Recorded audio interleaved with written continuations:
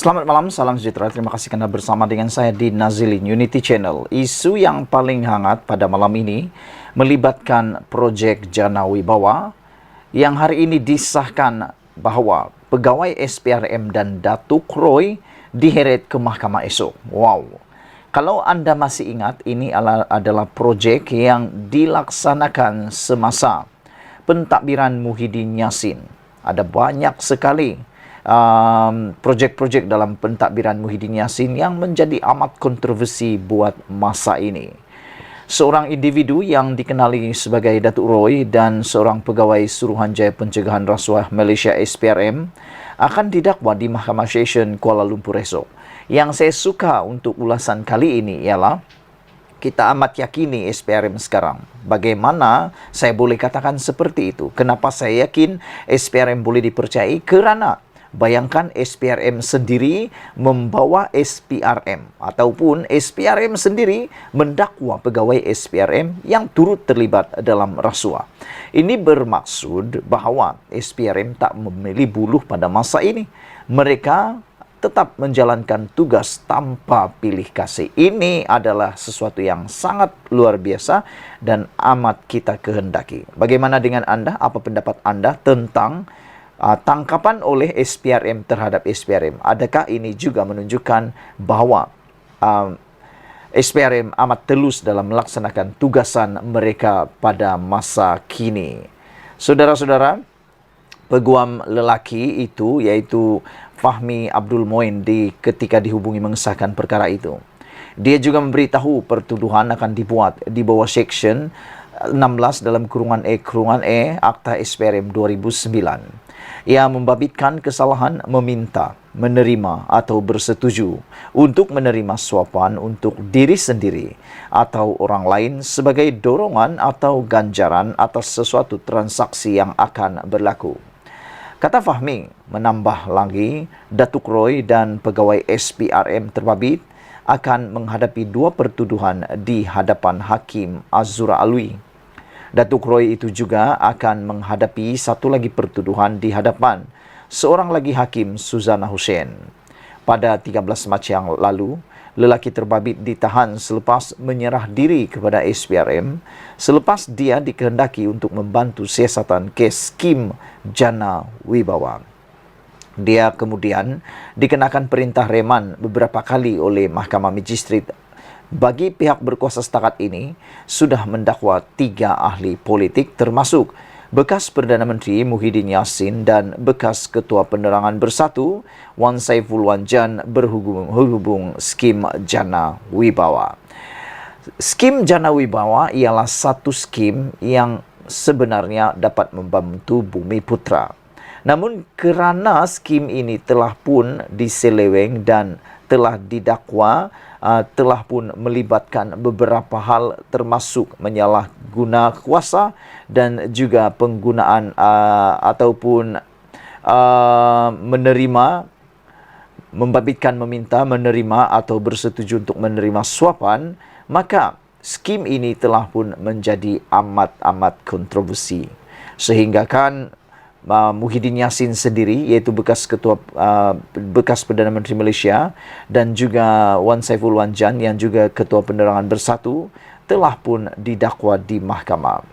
Skim Jana Wibawa asalnya dilancarkan kerajaan pada tahun 2020 sebagai satu cara untuk membantu kontraktor Bumi Putra yang terjejas semasa pandemik COVID-19. Namun demikian, apa yang berlaku mengejutkan kita semua. Sekarang ini, persoalan paling besar sebelum kita ke ulasan yang seterusnya ialah apakah nasib Muhyiddin dan Wan Saiful Wanjan selepas ini. Yang lebih menarik lagi ialah ramai netizen yang bertanya, kenapa Muhyiddin tak letak jawatan lagi sedangkan beliau pernah berkata bahawa akan ada satu standard di dalam Parti Bersatu. Apabila seseorang itu didakwa di mahkamah, maka beliau perlu sama ada secara sukarela meletakkan jawatan ataupun berehat daripada memegang sebarang jawatan. Tapi sehingga gini, kata netizen, mengapa Muhyiddin masih lagi memegang jawatan Presiden Parti Bersatu dan juga sebagai penasihat parti Perikatan Nasional. Dulu kata Zahid Hamidi perlu letak jawatan sebab ada kes mahkamah.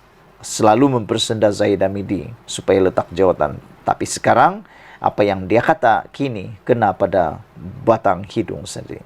Ikuti terus ulasan selepas ini. Selamat malam, salam sejahtera. Terima kasih karena bersama dengan saya di Nazilin Unity Channel. Isu yang paling hangat dalam dunia politik Malaysia buat sekarang ini ialah apabila melibatkan satu kerugian besar membabitkan bilion ringgit dan seorang bekas Menteri Kanan dan seorang ahli perniagaan yang amat terkenal di Malaysia dan memang kita ketahui amat kaya. Hari ini satu berita keluar lagi. Daim Zainuddin dan Halim Saad membungkam tentang siasatan SPRM. Apa maksud membungkam? Berdiam diri, tak memberikan apa-apa komen. Adakah ini adalah petanda isyarat bahawa mereka memang betul-betul terlibat dan telah disiasat oleh SPRM? Bekas Menteri Kanan Daim Zainuddin dan ahli perniagaan Halim Saad tidak menjawab sebarang soalan berhubung siasatan SPRM terhadap dakwaan penyelewengan dana awam bernilai lebih 2.3 bilion. Malaysia kini menghubungi kedua-dua mereka selepas sumber peringkat tinggi dalam Suruhanjaya itu mengesahkan bahawa Daim dan Halim telah dipanggil untuk membantu siasatan pada minggu yang lalu. Mereka ialah Daim dan Halim Saad, kata sumber itu, ketika ditanya siapa bekas Menteri Kanan dan ahli perniagaan terkemuka yang dipanggil SPRM itu. Bagaimanapun, sumber berkenaan enggan mendedahkan butiran lanjut kerana kes itu dianggap sensitif. Malaysia kini telah menghubungi pejabat kedua-dua mereka untuk mendapatkan ulasan dan juga mengemukakan beberapa soalan atas permintaan pembantu pejabat Halim. Bagaimanapun, sehingga kini tiada sebarang maklum balas yang telah diberikan. Jumaat lalu bernama melaporkan, SPRM sedang menyiasat seorang bekas Menteri Kanan dan ahli perniagaan terkemuka bergelar Tan Sri atas dakwaan penyelewengan yang berlaku pada 1990-an. Semalam juga FMT tanpa menyebut nama melaporkan dua orang telah dipanggil sekali lagi untuk disoal siasat oleh SPRM. Siasatan tertumpu kepada pengambil alihan saham yang melibatkan syarikat tersenarai awam yang didakwa menyebabkan kegawatan ekonomi Malaysia pada tahun 1990-an. SPRM dilaporkan turut meneliti pemilikan aset berharga oleh ahli perniagaan, bekas Menteri Kanan dan keluarga masing-masing di Malaysia dan luar negara. Walau bagaimanapun, Malaysia kini tidak dapat mengesahkan dengan SPRM mengenai butiran berkaitan syarikat itu. Kemungkinan siasatan adalah mengenai pengambil alihan saham Renong Berhad oleh UEM pada November 1997. Pengambil alihan 723 juta saham bernilai RM2.3 bilion dilaporkan telah menyebabkan indeks komposit Kuala Lumpur menjunam sebanyak 20%. Halim adalah pemegang saham yang mengawal Renong pada masa itu. Dia juga adalah pengerusi eksekutif syarikat ketika itu. Dia turut diberikan option oleh UEM pada Januari 1998 yang memberi hak kepada syarikat itu untuk menjual balik 32.6% saham Renong kembali kepadanya pada harga RM3.24 sesaham atau RM3.20 atau bersamaan dengan 3.2 bilion. Ia adalah harga ketika UEM memperoleh saham itu yang mencetuskan bantahan dan tuduhan orang ramai bahawa Halim menggunakan UEM untuk menyelamatkan dirinya dan pemegang saham lain dengan menyokong harga saham Renong pada masa pasaran menjunam berikutan krisis kewangan Asia. Menurut laporan berita, SPRM sedang menyiasat seorang bekas Menteri Kanan itu kerana didakwa kononnya mendalangi pengambil alihan saham.